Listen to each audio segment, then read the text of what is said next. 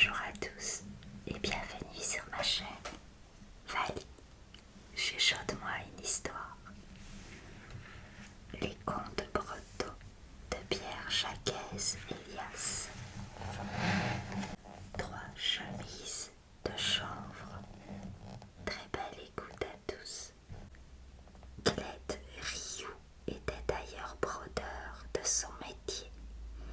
Il usait gaillardement sa vie à bâtir, dans le drap de Montauban, les grands habits de noces des riches propriétaires, à les décorer patiemment de fils jaunes, rouges ou verts. Lui-même n'avait jamais eu sur le corps que la toile de chanvre filée par sa femme et tissée par un pauvre bougre de son espèce. Mais il n'y avait pas là de quoi aigrir son humeur. Aucune jalousie n'avait trouvé le moyen d'entrer chez lui. Et comme il aimait les poireaux, c'est-à-dire les compliments, il s'estimait mieux payé de sa peine en écoutant chanter ses louanges dans le canton que par les quelques écus qui défendaient, vaille que vaille, sa famille contre la chienne de misère. Une aiguille, c'est peu de choses pour nourrir 10 enfants. Il ne comptait pas sa femme Marguerite Le Gosse. Elle n'avait jamais faim. De temps en temps, Clède Rioux lui apportait quelques bons morceaux qu'on lui avait donnés dans une ferme où il travaillait. Les enfants dévoraient le tout. Marguerite savourait les miettes quand il y en avait. Ce n'était pas souvent. Avec du pain et ce qu'il faut de poireaux, le brodeur eût été le plus heureux des hommes de la terre s'il n'avait pas eu un ver à le travailler sous l'os du crâne. Ce ver était celui de la vocation, et la vocation de Clède était d'être cheminot. Il n'y pouvait rien. Il aurait voulu parcourir le monde à la bonne aventure, les paupières levées, les narines ouvertes, la salive toute prête dans la bouche pour bavarder avec les gens.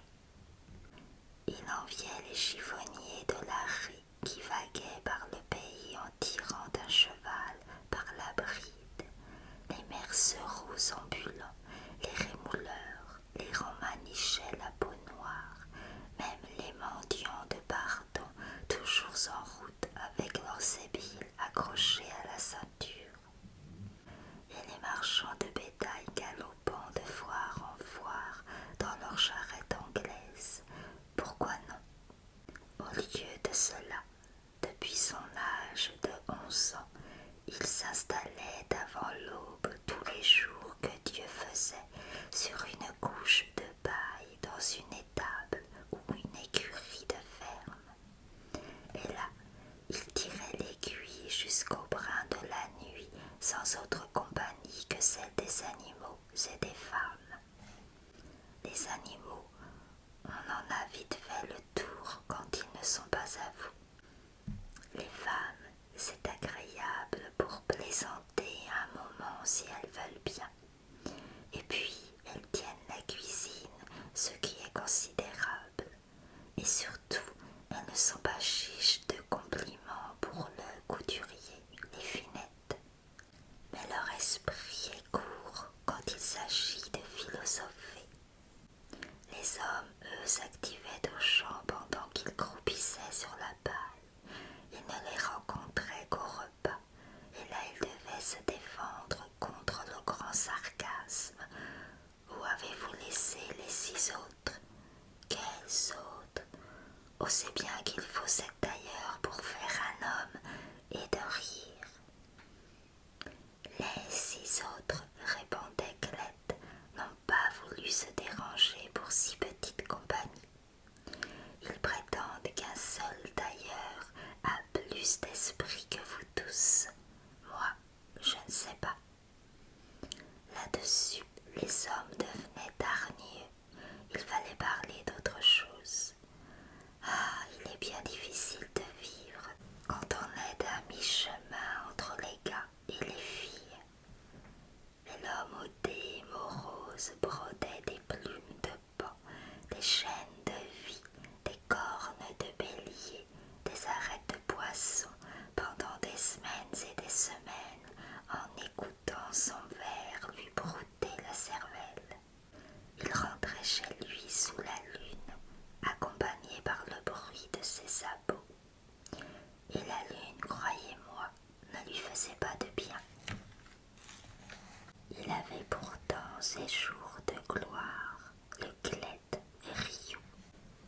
il avait terminé un grand habit, avant d'aller plus loin entreprendre le suivant, il se donnait un peu de bon temps et le verre s'arrêtait dans sa tête pendant tout ce temps-là. Ayant remis à Marguerite le cause l'argent de son travail jusqu'au dernier sou, le brodeur partait en vadrouille, rien dans les mains, rien dans les poches. Il comptait sur sa langue pour le nourrir et il n'avait pas tort. Les gens aiment tant écouter les histoires que c'eût été péché de les en priver. Les pauvres, ils ont assez de misère avec le reste. Des histoires qu'elle en connaissait d'une ratelée, les vieilles qu'il avait apprises de son propre père et les nouvelles qu'il trouvait lui-même entre son aiguille et son dé. On accourait d'une lieue pour l'entendre débiter ses comptes sous le manteau des cheminées. À sa volonté, il faisait s'ébahir les enfants, pleurer les filles, rire tout le monde, même les hommes, parole d'honneur, bien près d'avouer que cet avorton valait quelquefois 7 gaillards de leur trempe. Quand il était parti, on s'étonnait de voir lever derrière lui des graines de sagesse.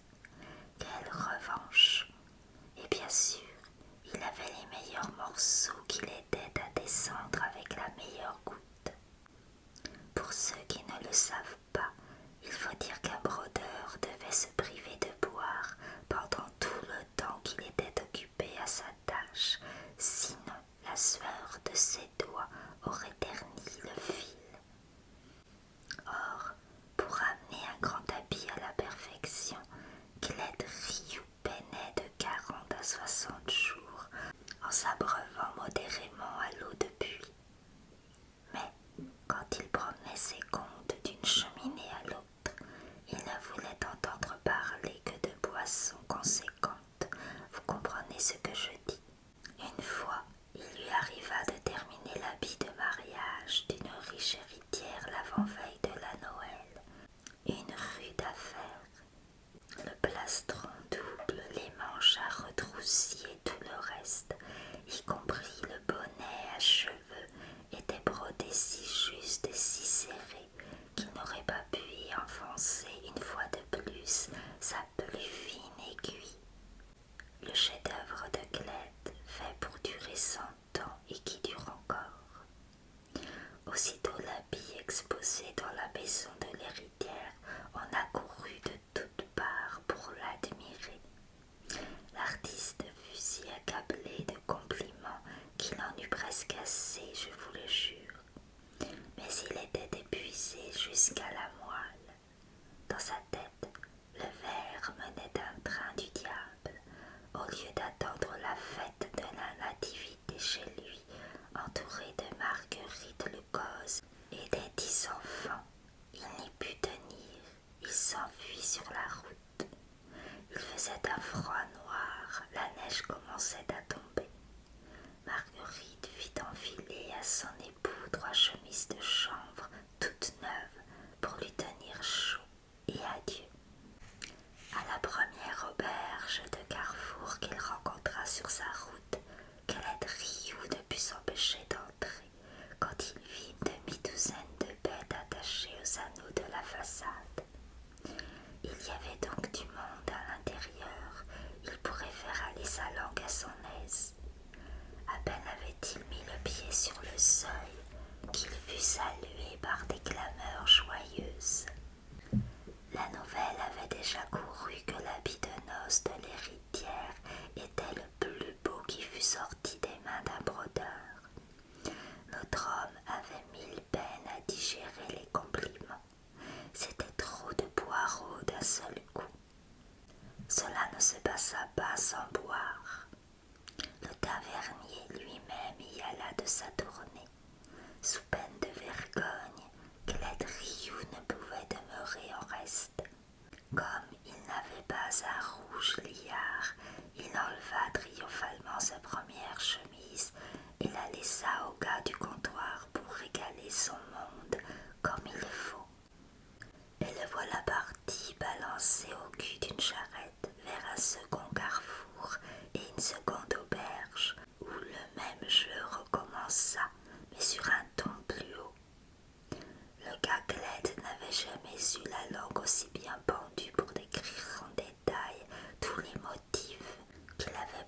sur l'habit de l'héritière. Je crois même qu'il en inventa sur le chaud quelques-uns qui n'y étaient pas.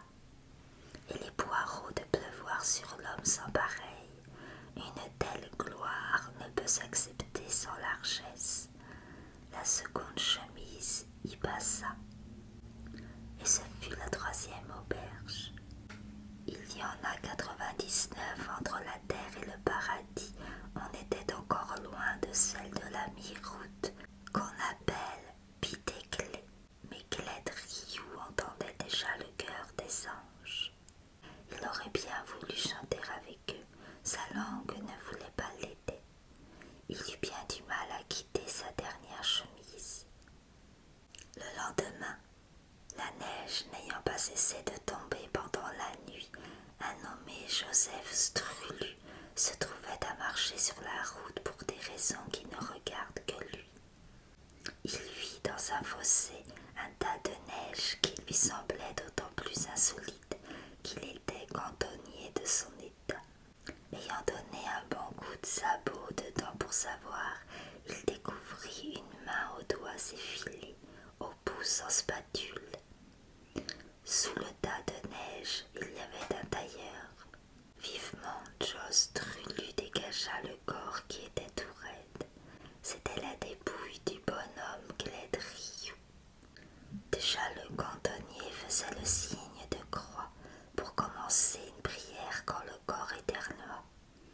Maigrement, chichement, mais c'était un éternuement.